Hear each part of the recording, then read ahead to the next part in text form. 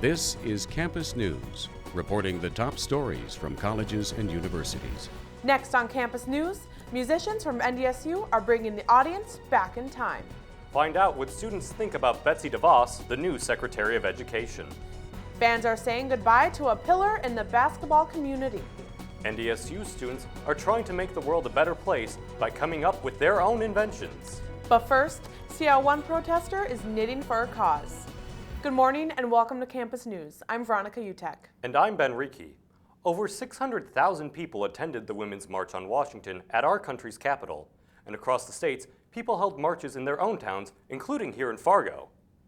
Reporter Betsy Harmson saw the march in Fargo and spoke with a professor at MSUM who showed her support for the cause not by marching, but by knitting.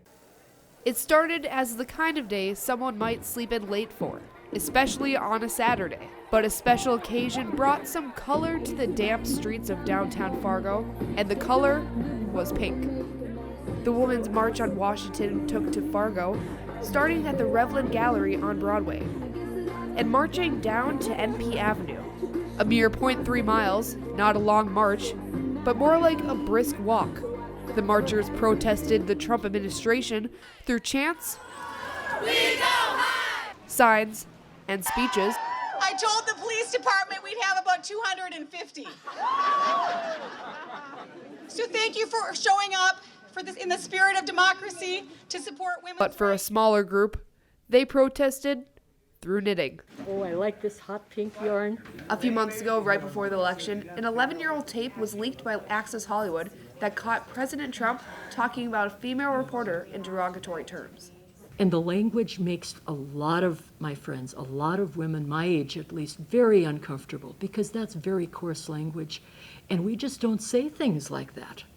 So now, Nancy and women like her across the country are making cute hats with a shocking name. The whole hat movement, it's trying to seize a symbol or seize a word that has been used in such a negative, condescending way against women. A small task, the hats only take a few hours to make.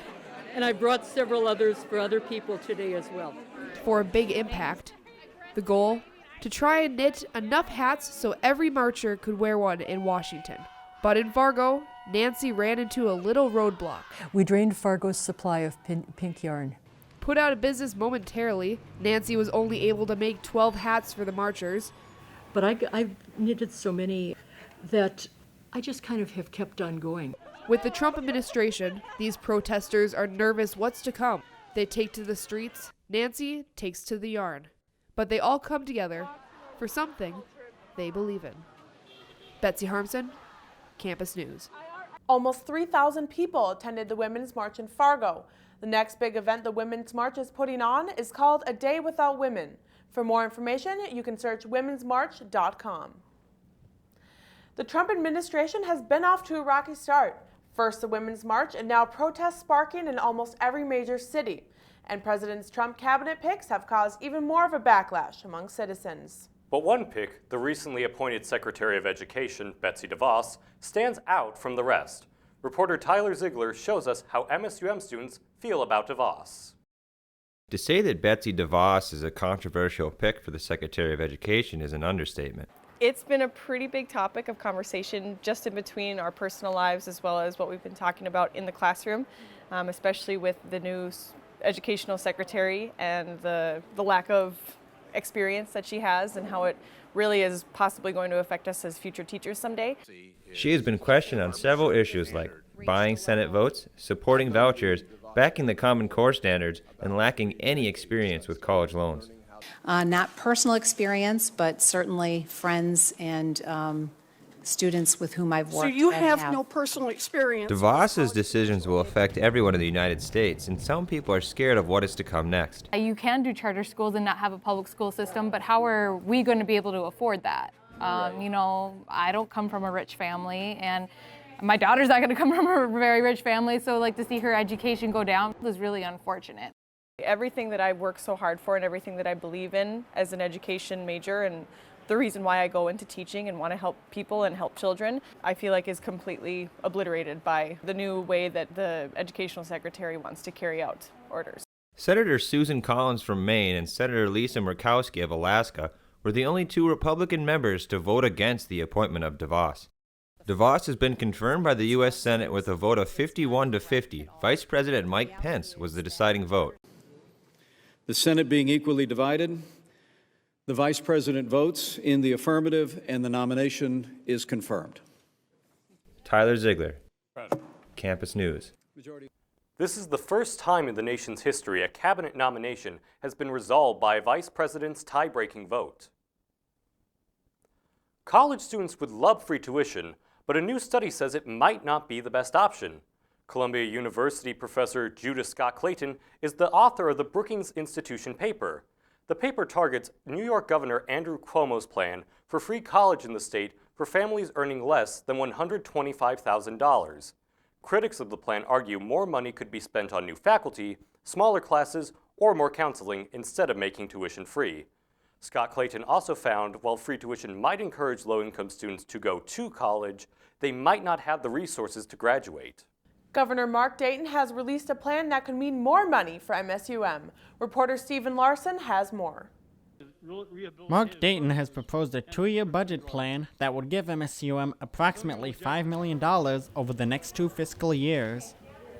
Of that $5 million, $3.5 million will be used for faculty compensation increases, with $775,000 being used to renovate Weld Hall, leaving the university with approximately $500,000 to use for other expenses.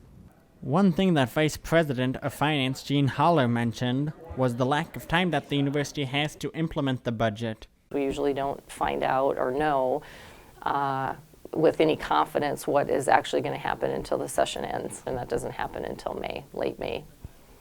Any decision that the university makes regarding the budget will have to be presented to the Student Senate, which will have an opportunity to provide feedback on the budget on behalf of the students. The budget that Governor Dayton submitted was just a request, and it's now up to state legislators to determine how much of the request they'll fund. The oldest building on campus, Weld Hall, which was finished in 1916, will be a beneficiary of the budget, as it will get the much-needed facelift it deserves. Stephen Larson, Campus News. MSUM has until July to determine how to use those funds if they are approved. A bill under consideration in the North Dakota legislature could impact the number of Minnesota students studying across the border. If passed, the proposal would limit the ratio of out-of-state students that could study in North Dakota and receive in-state tuition. Reporter Anthony Fridgen tells us more about the bill. Changes could be coming from Minnesota students attending North Dakota schools, because House Bill 1265, if passed, could limit the amount of students being able to apply for reciprocity. It's a lot of money for my parents to be putting in, for me to be putting in the future, and I've already set up my life here, and it's just going to be an added expense that could potentially damage me and my family. However, the bill's sponsor, Rick Becker, states this will not affect student ratios currently attending schools. This is looking at the ratio of students who are in a reciprocity program. If, for instance, there were only 10% students at NDSU that were North Dakotan and 90% students that were from out of state, this wouldn't change that at all. Becker states that the bill is about the North Dakota taxpayer and how the average cost per year for a college education is $14,000 for North Dakotans, and how the average in-state tuition charge is only at $7,000. So that's half of what it costs to educate a college student for 1 year. Who's paying the other half? The answer is the North Dakota taxpayers. NDUS Chancellor Mark Hagerott disagrees with the bill. A lot of, for example, in engineering and technology, we get a lot of Minnesota students that do very well in the STEM fields, and they come in and go into those. NDSU is my home away from home. I have friends here that support me. I have teachers here that are awesome, and it's just a home away from home. It is still unclear how much this bill will impact Minnesota students, as the bill is still attempting to pass through the House legislature. With photographer Jared Schumacher, Anthony Fridgen, Campus News. If passed, the bill would take effect July 1st of 2018. Incoming freshmen at Minnesota State University Moorhead could have a chance to win it big with just a tweet. The #BeADragon Scholarship Contest lets new students show off their Dragon pride. Students entering the MSUM as a freshman can enter the contest by tweeting why they want to become a member of the university. They just have to use the hashtag #BeADragon and tweet it at admissions@MSUM. 4 winners will be chosen for a $2,500 scholarship, the first winner being announced on February 15th. Protecting yourself from online hackers can be tricky business. But one scam in particular has been targeting college students and their email. I looked into these troublesome messages. Career Development Center, this is Tyler speaking. The Career Development Center at Minnesota State University Moorhead is one of the first lines of defense for students looking for work online. We're just like watchdogs, we'll notify the different authorities of what the situation is. The situation being scams disguised as emails trying to hire students. Troy Nellis works to protect students from these scams. Generally every year we get a few. There are a lot of safety protocols in place for us at this point. So far, no such scams have made it past the CDC. Troy says red flags include offering high pay for little work and spelling errors, among other things. If they're asking you for any sort of personal information, credit cards, social security number, that should be one red flag for you that there may be something that's going on. The Information Technology Department also worked diligently to protect students from potential cyber hazards. We're kind of the bastion against the outside world for the entire campus. They find patterns in harmful emails sent to students and block them from reaching their destination. We do about 100,000 messages a day that come on campus. 60% of those messages are spam right out of the chute. The Career Development Center and IT Department hope students feel a little bit safer knowing they have their back, both in real life and online. The Career Development Center offers tips on their website on how to avoid potential scams, as well as information on employment opportunities on campus. Students at MSU Moorhead are racing against time, competing in a global competition. James McCarty tells us it's all about planning ahead. Global Game Jam is a worldwide competition that gives teams 48 hours to create a fun and creative game. Once the event starts, they watch a video to find out what the theme of their game will be. Then they start brainstorming ideas for a game. Site organizer Alex Gwaltney really enjoys the event. Last year, it was about 2 weeks before now that I noticed that the Global Game Jam was an event that you could participate in. So it was more of a mad dash scramble to get it set up and grab resources. I had to ask a different club to host it. Gwaltney was able to plan the event even better this year. Since it was the second year, MSUM is participating in Global Game Jam. We're an official site this year for the Moorhead area, so I could actually put out more invitations to people, and not just the students, but also the community. The final product of their game is a car racing through a tunnel, trying to avoid objects that are placed in its way based on the beat of the music. Gwaltney made a huge leap of improvement from last year and wants to continue to improve his productivity next year. With photographer Anna Sandmeyer, James McCarty, Campus News. After Gwaltney graduates, his goal for next year is to expand Global Game Jam to Fargo-Moorhead community at the Prairie Den. NDSU graduate students spent their day at the Memorial Union for the 3rd annual 3-minute thesis competition. During the competition, students discussed their research and why they chose to study it. From there, each speaker is given 3 minutes to explain their findings to a panel of judges. There are 8 preliminary rounds. Each one has one winner. That person will win $250. From there, the 8 winners get together and compete for the grand prize of $1,000. This year's winner was a pharmaceutical student who gave a presentation about specialized pancreatic cancer treatment. In and outside the classroom, NDSU students are bringing their best ideas to life. On campus, students are teaming up and competing in the Innovation Challenge. Reporter James McCarty has the story. We're taking what we do in the classrooms, we're taking what we do in the labs. In the semifinal round, students are making their pitches for the chance to compete in the final championship. One innovation that stood out is The Call, an emergency app that hooks up to your Fitbit. Basically, my partner Kelsey and I went to the NDSU Innovation Pitch Night, and we were trying to come up with ideas that are actually functional. I mean, not only the social aspect, but the safety aspect. If your Fitbit records a sudden spike in your heart rate, which is kind of characteristic of fear or anxiety, it will send an alert to a designated contact. Another innovation is Fleet Hackers, and it brings gaming to a whole new level. I wanted to make a game that I haven't played. I wanted to make a game that's completely new and fresh to the industry, and so we found that virtual reality was kind of our answer. Tipperich believes virtual reality is the next big thing in gaming. People, for so many years, have always seen game playing as an experience that you sit on a couch. Our game is a completely, entirely different experience because you're not just moving around.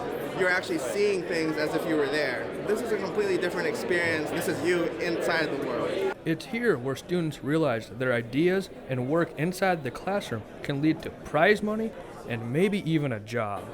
With photographer Leah Backstrom, James McCarty, Campus News. The Innovation Challenge Championship will be held on February 23rd at the NDSU Memorial Union, and the final showcase will be February 28th at the Fargo Dome. The Center for the Arts turned into the Center for Comfort Food as MSUM students celebrated the Dragon Frost royalty nominees with mac and cheese. Students walking through the doors were greeted with the sight of steam rising off hot food trays and the smiling faces of 2 members of the Dragon Frost court. Mounds of hot dogs, broccoli, bacon bits, and shredded cheese were there to top the macaroni and fuel many hours of studying for students. It's really cold outside, and they have this yummy, creamy, cheesy mac and cheese with a bunch of toppings. Dragon Frost is a week-long event held every February to promote community and stave off the winter blues. A $100 million donation has transformed the Maine's Colby College Museum of Art into a must-see destination for art lovers. Longtime museum supporters Peter and Paula Lunder are behind the $10 million donation, which includes about 1,500 works of art from their personal collection to the College Museum. The donation will mark the beginning of Lunder Institution of American Art. The Institute places a focus on study and viewing of American art. This is the second donation to the Lunder Institute of more than $100,000. Music fanatics and jazz aficionados from around the Fargo-Moorhead community filed into Beckwith Recital Hall at NDSU to listen to the smooth-sounding saxophones. Reporter Zach Hoffner brings us the melodic sounds of Sonsax Saxophone Quartet. Hailing from Costa Rica, the Sonsax Saxophone Quartet that began playing together in high school and then again professionally in 1996 took the stage to bring their own very unique sounds to fans at NDSU. Instead of following what the classical and traditional saxophone quartets were doing at that time, we say, you know, we have all this Latin music, and why don't we just start like make our own arrangements and stuff like that? So we start exploring, you know, with different type of music, and especially with the saxophone, which is very versatile. Versatility is key when playing so many different genres. NDSU students enjoyed the music and definitely noticed the unique style as well. Our school at NDSU has a great tradition of classical music, and we don't get a lot of Latin music inside, you know, our school. So to be exposed to that is really, really cool. This night, however, was a little different for the group, as they invited Associate Professor of Music at NDSU, Matthew Patno, to perform with the band. Well, I've met Javier a few years ago in Scotland at a music conference. They sent me a piece and said, we'd like you to do a piece. It was fun to play. It was fun to play with such a great group. The different styles and genres get the crowd into it as well. So it's really second nature for me to, you know, to be like, you know, bum, ta, dun, dun, dun, dun, you know, all of that. Like. So whether you sing to a beat of a more classical type of music, or beat to your own drum, the Sonsax Quartet has a tune for you. With photographer Tamor Sati, Zach Hoffner, Campus News. 19 years of sound, and they say they don't plan on stopping anytime soon. And now we turn it over to Haley Foster for a look at this week's sports. Haley? Thanks, Ben. After 5 months of sexual assault allegations, the University of Minnesota is reinstating 4 football players. The university originally placed 10 players on indefinite suspension for sexual assault. This happened after the student who was assaulted reported the 10 players to police last fall. A subcommittee on sexual misconduct reviewed the student's case. 4 players will be allowed to continue classes at the university without any more punishment. No word yet on if the students will be allowed to play football again. The NSU men's basketball team is currently in first place in the Summit League, and one player has been a driving force for the team. Reporter Brendan Finger introduces us to NDSU's offensive weapon. After leading the team in scoring last year, junior guard Paul Miller finds himself doing the same this season. Miller says the work he does in the offseason has helped him become a driving force for this team. A lot of it is in the weight room, with strength and conditioning with Coach Jay Mills. Miller earned Summit League Player of the Week honors 2 times in the month of January. Miller's biggest performance came against Fort Wayne in mid-January, where he put up a career-high 33 points. While scoring may be the most dominant aspect of his game, Miller says his rebounding is also important. I take a lot of pride in my rebounding. Ever since I was young, my dad and all my high school coaches, my AU coaches were always on me to try to go out there and get a double-double every game. With everything clicking this season for Miller and the Bison, he has high aspirations for this team and hopes to see success by the end of the season. He believes winning the Summit League is not out of reach, but they do have work to do. I think we can go just about as far as we want to, and I think so far we're definitely on the right path to that. I don't think by any means that we're as good right now as we need to be come then, so we'll just keep working every day to try to get better. With photographer Robin Rohde, Brendan Finger, Campus News Sports. Miller recently suffered a knee injury and has missed the last few games. While it's been determined that he isn't out for the season, it's unclear when he will return to the lineup. The Bison play number 2 in the conference, the University of Denver, later today. One of the most recognizable voices in college and professional sports is stepping away from the mic. After nearly half a century on the microphone, Brent Musburger is wrapping up his career as an ABC and ESPN announcer. Musburger called college football and basketball games with both networks. His final game was the basketball game between Kentucky and Georgia. In his retirement, Musburger will help start a sports handicapping business with his family. After 47 years, a longtime fixture in the basketball community has decided to retire. Reporter John Doss takes us to Concordia College to pay tribute to the end of an era. For the past 8 years, the University of Concordia's men's basketball team has been under the wing of head coach Rich Glass. But after the 2016-2017 season, he's calling it quits for good. Well, I'm going to be 69 years old here soon, and I've had 47 years, and I just felt that this is time. Coach Glass started off his career as an assistant coach at Moorhead. Just 3 years later, he was given the responsibility of becoming the head coach of the program. He never had a mentor or anyone to teach him the ways of coaching. I observed a lot of people, but I didn't really work anybody for a long period of time. So it's pretty much self-taught. His self-taught experience has been passed down to now assistant coach Grant Henderson, whom Glass feels confident will continue the success that Concordia has been a part of. I'm soaking in the last couple months here with Coach Glass and this whole progress and how this things will transition. It's been good. It's been fun. I feel real good about where the program is at and the person that's going to be leading it. Coach Glass makes it about the experience and making players better rather than pursuing to win every night. You have to remember it's not about the wins and losses. If you're in it for the wins and losses, you're going to burn out because you're not going to win them all. With photographer Martin Schlegel, John Doss, Campus News Sports. Coach Glass earned 63 wins in his first 5 years coaching the Concordia men's basketball team. Some college students are taking a stand to raise awareness for a certain type of cancer. As reporter Brandon Larson tells us, a simple game helped to spread the message. Students at Minnesota State University Moorhead got together for a special game of dodgeball to raise awareness for testicular cancer. Laura Mintling, who helped coordinate the tournament, says this event is a great way for people to have fun and fight the disease. So it brings people together from the MSUM community, and it brings them to know about testicular cancer and the different cancers that we have. For some students, including Mintling, this event means more than just playing a favorite childhood game. I have family that has passed away from cancer, and I think this, not just from testicular cancer, but just cancer in general, and I think this is important because this is a cancer that's looked over. Although testicular cancer is often overlooked, it is a curable form of cancer. Some players were forced to leave empty-handed, but everyone was ready to collaborate for a cure. With photographer Patrick Herbert, Brandon Larson, Campus News. According to Cancer.net, an estimated 8,720 men in the United States will be diagnosed with testicular cancer this year. I don't know about you guys, but I think it's awesome they were able to take a childhood game and revamp it for such a good cause. Absolutely. It's a scary statistic you just said, but it's great to see students doing something about it. Thanks, Haley. If it ain't Baroque, don't fix it, right, Veronica? That's right, Ben. Musical students from NDSU are bringing Bach back. I checked out the NDSU Baroque Music Festival for a throwback in musical history.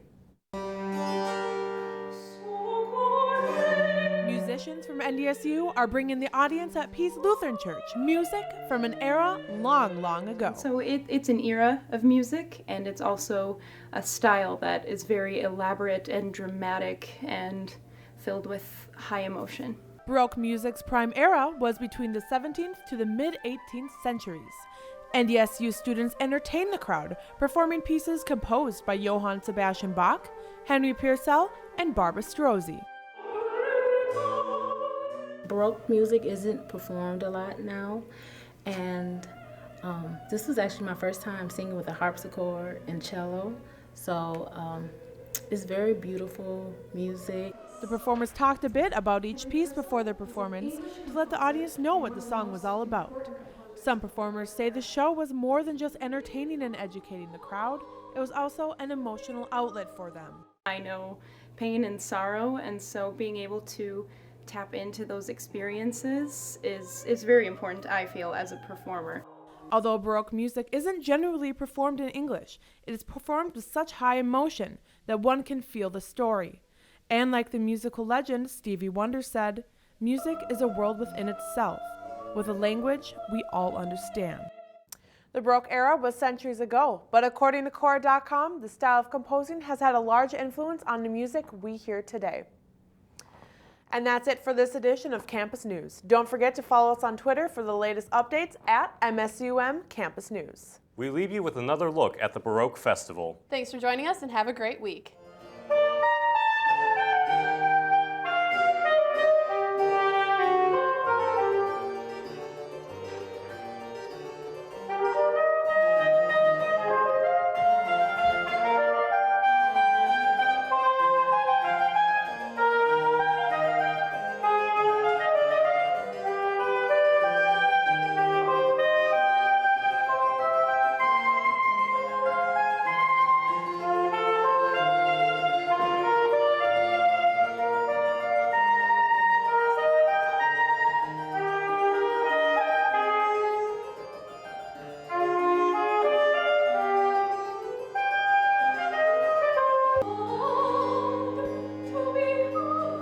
Campus News is produced by the Television News Workshop in the School of Communication and Journalism at Minnesota State University Moorhead in cooperation with Prairie Public Television.